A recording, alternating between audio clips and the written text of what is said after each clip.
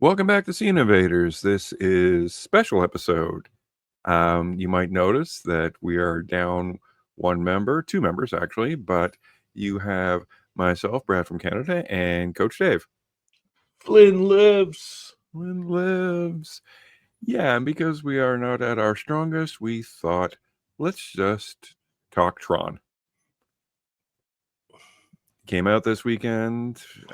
Both Dave and I saw it. The other reason is Carly didn't see Tron. So she's actually dealing with some health issues, so wish her well and whatnot. But Dave says, well, the show must go on. Let's talk Tron. And I'm just down for it because I've always been just a big fan of Tron. From earliest iteration to the sequel that a lot of people just absolutely love. There was that animated thing that, whatever. Yeah, And now we have the weird, strange animated thing. Yeah, from the guys that did Reboot. I think that's a Canadian studio. I'm trying to remember. I think it was Elijah Wood was in it, or I think something. so. Yeah. You're seeing a whole bunch of new stuff pop up because a lot of people are, hey man, Tron Ares wasn't that bad. Remember we had this. This is all the Tron we had. So we'll get to Tron Ares, but how were you first introduced to Tron? I mean, if you go back to the beginning, the irony is the original Tron was the movie that nobody saw but everybody knew. Yes, and everybody referenced.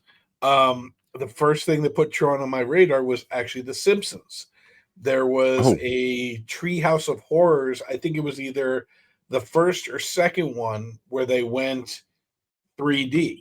Yeah, he didn't get sucked into. He chose to jump into the 3D world rather than hang out with his sisters-in-law, Patty and Selma, and watch slides. And they had asked him, like, oh, what does it look like in there? And he's like, has anybody ever seen Tron? It was, no. Yes, I mean, no.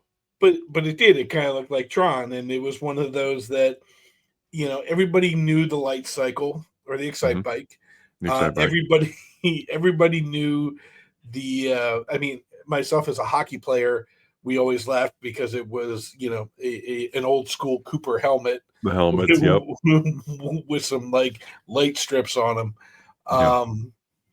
It's funny as long as I've been a Jeff Bridges fan, I still don't really, until Legacy came out, attribute him to it. Not really, honestly. He was such a curious player in the original. Mm-hmm. But yeah, so the Simpsons episode made you go and watch Tron? It made me watch. Well, it made me. It planted the seed of Tron. Okay. And I mean, back then when that part of the Simpsons came out and all of that, video rental was not that big of a thing. No.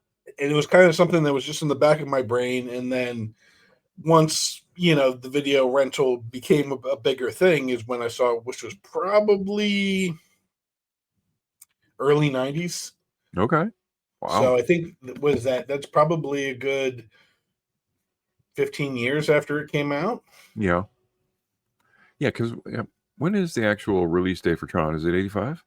So Tron, wow, geez, there's a lot of Trons in there. 82. 82. Okay. Mm-hmm. All right. So 25. I was 7 when it came out in the theater. I didn't see it in the theater. Okay. Yeah. I think a lot of people did. Yeah. But it is kind of weird how much people actually love the idea. Mm-hmm. But like you said, it's hard pressed to get, hey, did you see it in the theater? No. Yeah, I saw it on my next door neighbor was Canadian songwriter, performer Ian Thomas. And he always had cutting edge stuff. Like he was the first one with the VCR, he was the first one with the CD player, all that stuff. And his son, Jake, whom I became friends with, he had a Commodore 64 desktop computer that we played video games on all the time. Well, Ian showed up with an advanced copy of this movie called Tron. And it was about computer hacking, and his son Jake was very much into the idea of computer hacking and all that. I don't know if he ever did much with it. He's a producer now. But so we sat down and we watched this movie, and I had no idea what was going on. But I know that I did paint my Frisbee blue when I got home and chucked it at everything that was moving. And you're damn right that I hunched over really, really effective when I was riding my bike, because those are the ones that get you. You don't Sure. really know what's going on. You have the user and the program and all that. And all it is it's a trumped up cartoon comic book version of what people think when you're computer hacking. That you have these little men that go in and they break through the walls and they grab stuff and they steal stuff. And if you just sit back and appreciate the ridiculous fiction about it, it's fun. It is so much fun. And the graphics were cutting edge. The effects were, like I said, beyond the hockey helmets, which but like the aesthetic was pretty beautiful. Yeah, it was almost like a wash over. It was kind of the antithesis of what we have now, which was, it was very milky and Yes. like it wasn't the Chroma key crystal. kind of, Yeah, very, very simple. But in its I think it reminds me of the Flock of Seagulls video where everything was kind of covered in saran wrap because they wanted it to look futuristic. mm-hmm. Not saran wrap, aluminum foil. They want everything to look futuristic, but it just looked cheesy.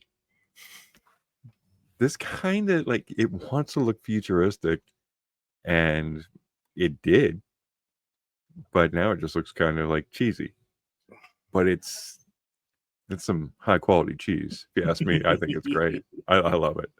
I love it. And I watched the original a while ago, and like I said, woof, it's a watch. But come on, it's Jeff Bridges and it's Bruce Boxleitner, and they're having fun. Well, and I think everybody remembers it better than it is. Yes. Where like, oh, when they do this, it's so cool, and then kind of you watch it with modern eyes, it doesn't work the same. No, of course not. I mean, you can't improve on a fond memory, Right, by watching the original. But yeah, so I think I was 8 years old when I first saw it.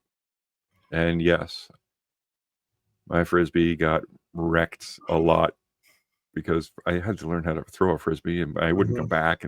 But my imagination was as prominent as the filmmakers. And then a lot of years later, I was sitting in the movie theater and a trailer came up, and it was really stylized and cool. And then this person ran, jumped, put some handlebars in front of them, and then the light cycle excite slow bike motion. in slowest motion formed around them, and everyone just kind of, they're doing it with modern stuff, so it's gonna be better. Right. And then it showed Olivia Wilde, who is tailor made to be in such a production, and then the neon Tron Legacy just filled. And my God, everybody was almost like, I don't care what movie we're watching. Can I watch that trailer again? Yeah. It gets me actually thinking that none of us mentioned it on our trailer talk, because I don't think it was just prevalent in our minds. But now that I think about it, that is a great trailer. Yeah, and I remember like the girl in white. Yes. Was, like she was in the skin tight latex. And it was, everything about it was just so flashy and glossy, and it was like, oh great, this is Sharp. awesome. Everything was sharp. And that was the thing, is like, the return to the grid, and like the story itself, like I get it. Like I actually thought the second one is highly underrated. It is. I think it took. I don't know if they ran out of money, but their budget seemed to focus away from all of the flashy stuff that everybody was there for, and then focused on story. Which I'm sorry, it's a great story, like you said, Mhm. but I don't think people wanted the story. I think they wanted the graphics. I think they did too. I think the uncanny valley that was the the young Jeff Bridges. Yeah, This is kind of right at the beginning of the. I mean, Marvel basically perfected this, they did. and They really did, and I think it's also was the Star Wars movie Rogue One Rogue One with a and completely CGI uh, Tarkin, Grand Moff Tarkin. and you also and that was a little uncanny valley as well. I think you guys finally got to like Benjamin Button, which was kind of like Yeah, almost they that every and Ant iteration Man. got better. Yeah, to me, like the peak version of it was Brad Pitt in Benjamin Button and Michael Douglas in either the first or second Ant Man. Yeah, yeah, and Robert Downey Jr. in Age of Ultron. Was just seamless. Yeah, Yeah, no, they really nailed it. But and I think that's honestly what turned people off a lot with Legacy. The other thing with Legacy is I knew of Daft Punk, but I yeah, never really gave them the credit that they should have gotten. Like, I mean, I knew Around the World, and that was about it. yeah, very talented, and it really fit with Yeah, everything that they did. But and I yeah, mean, featuring in there them in the actual movie, mhm. it doesn't play off like a cameo. No, it was not stunt casting. It's like these guys fit this part of this story. This would have Daft Punk, Yeah, you know. and But yeah, again, I still swear that I still want the young Sam Flynn's. Um, I don't want to call it an apartment. I don't want to call it a home. I don't want to call it a house, but it, the converted garage oh God, living area down by the water with the view of the bridge. Like, that was like, yeah, that is yeah, give me that studio. there's a future topic. Okay, top 3 homes you want to fictional homes you want to live in. Okay, write that down. Write Yeah, that down.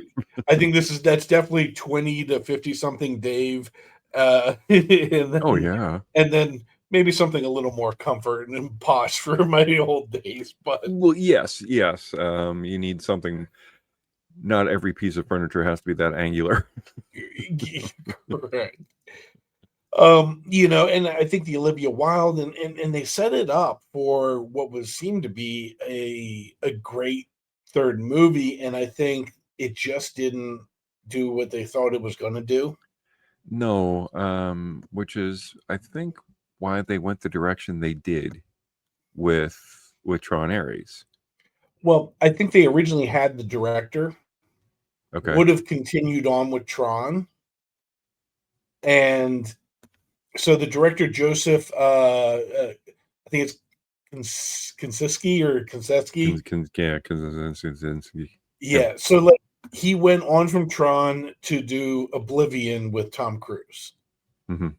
Then he did one of my actually a really good movie. I always um, cite Only the Brave, which is about Oh yeah, firefighters in the West.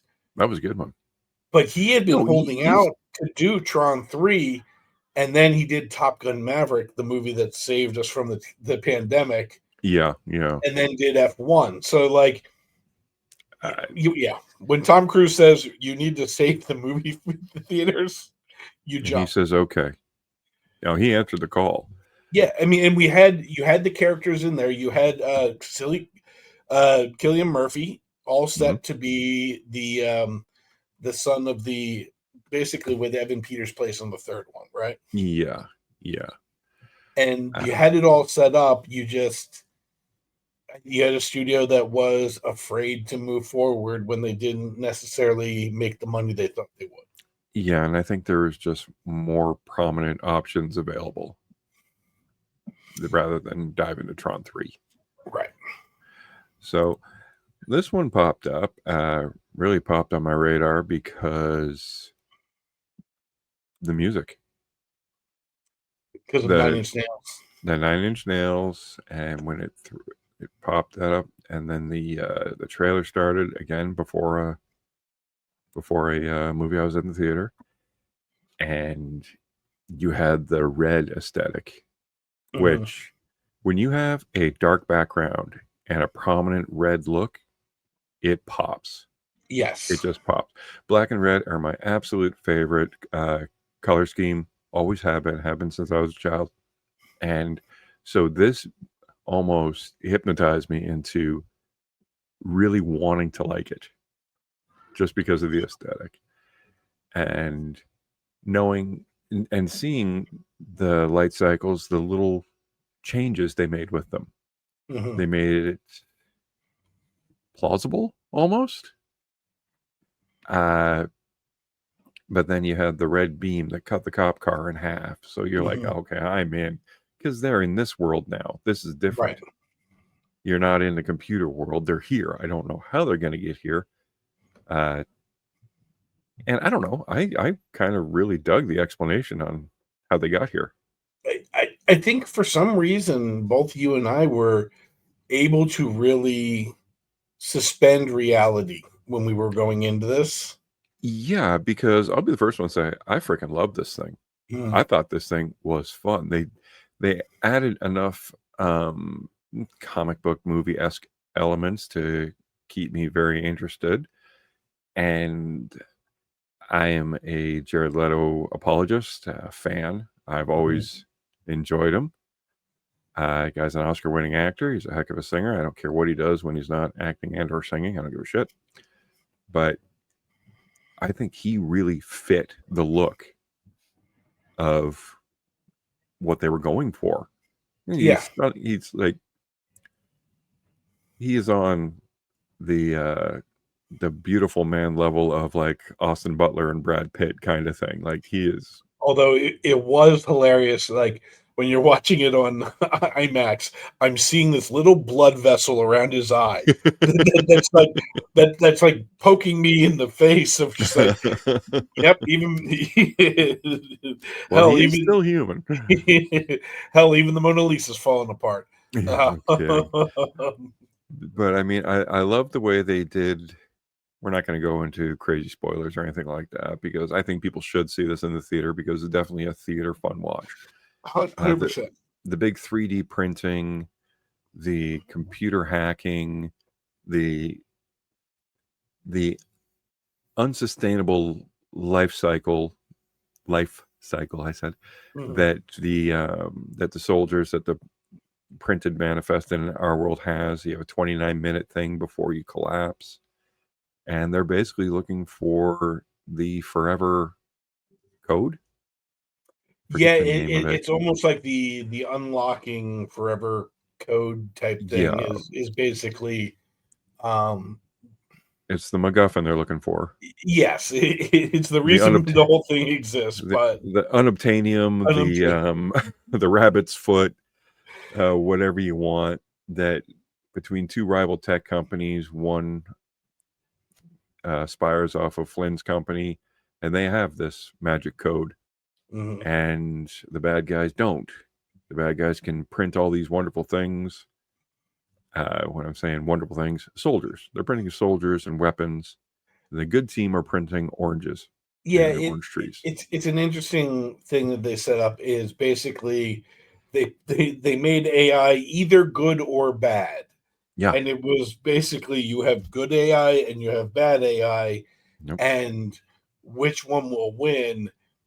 That's kind of one of the things that muddied it. There's two things that muddied it for me, and that was the absolute good and the absolute bad. Yeah. And I remember watching the second one, and there was one or two funny parts, but it was because the people were funny. The main characters were interacting, and it was funny. Okay. I didn't like the setup people that were meant to be funny. The Yeah, Arturo Castros, he played Seth Floss in it, or oh, who's the other guy? Like the guy that kind of saves the day, working on the code for the Hassan Manji. yeah. Like, They were definite plants, not really necessary, yeah, you can but be in it. Just I don't need speaking roles for that many people in a Tron movie. no, not really.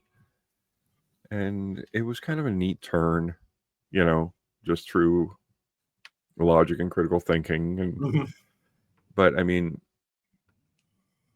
it's Tron.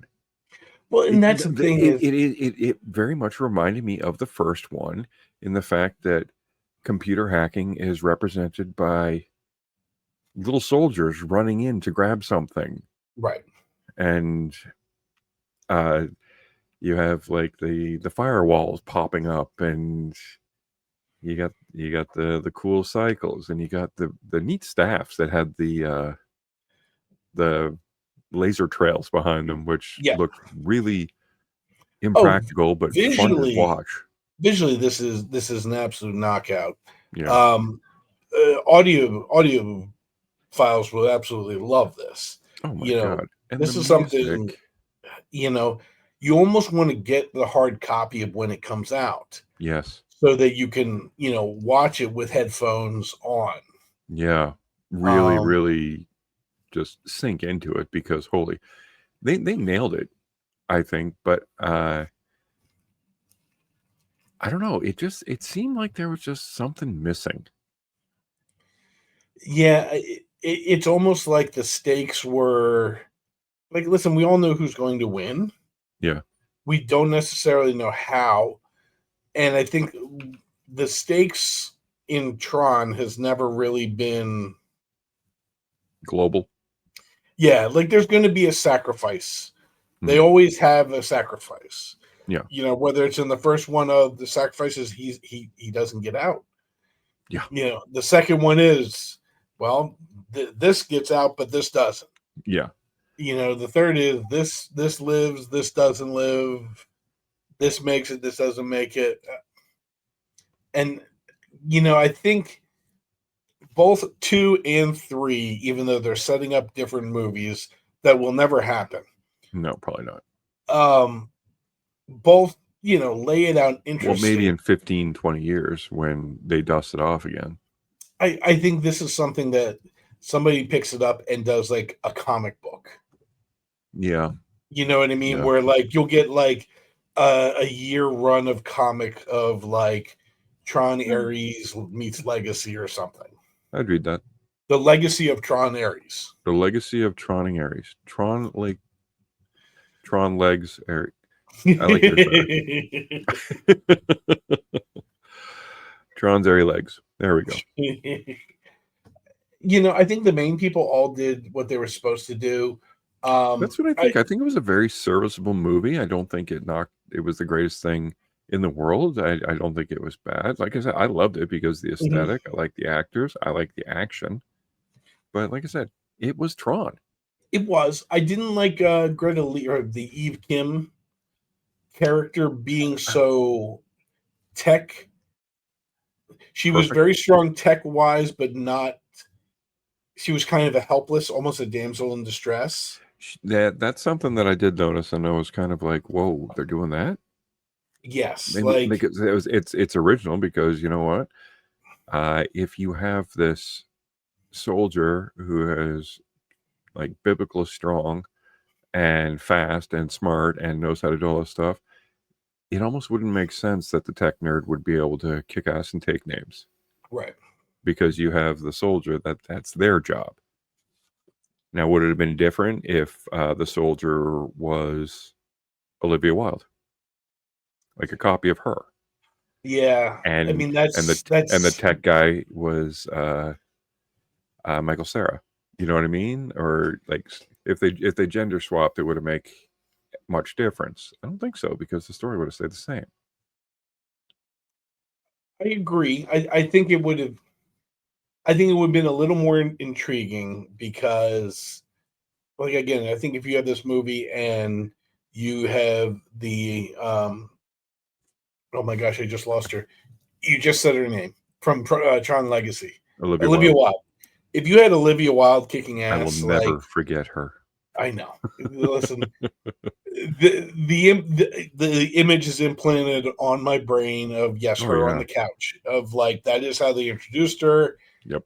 And we're all like, yep, okay, Yep. I'm we're on board. Whatever she says, we'll do.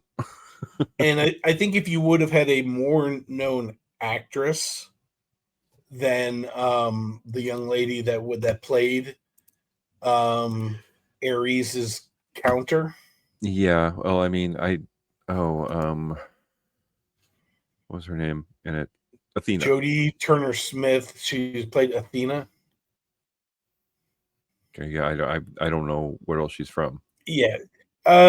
She's from. There's a good movie called Queen and Slim that was just kind of like a young an indie darling movie. Okay. This is pretty much her first real big break. I think if you would have put it, I thought she was good in it, but I think if you put a bigger name in that, I think it has a little more oomph. More of a foil for the would-be hero. Right. I mean, like, listen, Legacy, you have, Jeff Bridges is the bad guy as well as the good guy, and you have faceless Tron. In this, you have Jared Leto, who is, shown to be this one half of two of Ares, and then Athena. I think you almost need to level the star power a little bit. Yeah, I think you're right. And again, it sounds like I'm shitting on this, but like I did actually really enjoy this movie. Okay. Like it was a great time at the theaters. It was extremely fun. The poster mid-credit or whatever they want to call it was very interesting. And that was. I like that a lot. The shame is I think that was more interesting than this movie. If you could be, yeah. Well, I mean, I don't know if there will be a sequel. Who knows? But it was just those little spikes that did that just, made my heart swell a little bit. Like the little cursor graphic. Oh, you could just say yes or no. Yeah. And the 80s. And going back to the original with the cycle, the crack in the wall. Those little things, they're just like, oh man, I like that. And when they're doing the light cycles through Los Angeles or wherever they were, that was cool. 100%. I mean, visually, I was right there with it. It's, like it is. It's just fun, and I think, gosh, I mean, like, listen, arguably, we're critics that don't get paid to critique, but people don't know how to just enjoy some things nowadays. I was just gonna say that. Like people have to realize that these movies are to turn your brain off and not worry about various things. Sure. This is brain candy. It is chill out. Movies aren't meant to cure cancer and save the world. Well, not when it's like anything else. Like not when it says Tron. Well, sure. And if someone's expecting something more than little representations of computer hacking, which come up to badass soldiers, blue versus red, stop it. And just like anything else, like, yes, if you eat too much sugar, it's not good for you. It's not good for you. But again, and that is the thing that where we sit is trying to explain of like, yes, you guys, let's go check out Tron, but let's also go see one battle after another. Yeah. So It's like, yeah, both of them lost money. Yeah. Both of them are going to lose money, but both of them are valid works in terms of one is a visually just amazing thing, and the other is an absolute artistic masterpiece. So it's like we can have both. And the movies is a buffet. Yeah. If you don't want to try that, or you try a bite of it and you don't like it, you can move on to something else. But I enjoyed the meal of Tron. Yeah, I think from both where we're sitting, it's a both recommend. Yeah, so. I'd say go and see it on the biggest screen you can. Absolutely. While you still can. It's worth the extra $8 to $10 to to feel your butt rattle with all of the babies. Well, like you said, do it quick because I think you're going to be streaming this in about 2 weeks. Yeah, and I don't imagine Disney Plus is going to be. Yeah, you're going to see this on Disney Plus with like 10 different commercials in it. So Yes. come on. Go see it in the theater. Go see it in the theater. I think that's just the overall tone that we should end every episode in. I think so. Yeah, go see it in the theater. Well, thanks everybody for joining us on our little Tron talk. Carly, we miss you. Chad, we miss you. But we will see you all at the movies. I think that is a. I think that's the Roger Ebert Getting thing. sued, aren't I? Yeah, no, he's dead. Oh, perfect. Really shouldn't have been elated there. Sorry for everybody's loss. All right, we'll see you guys next time.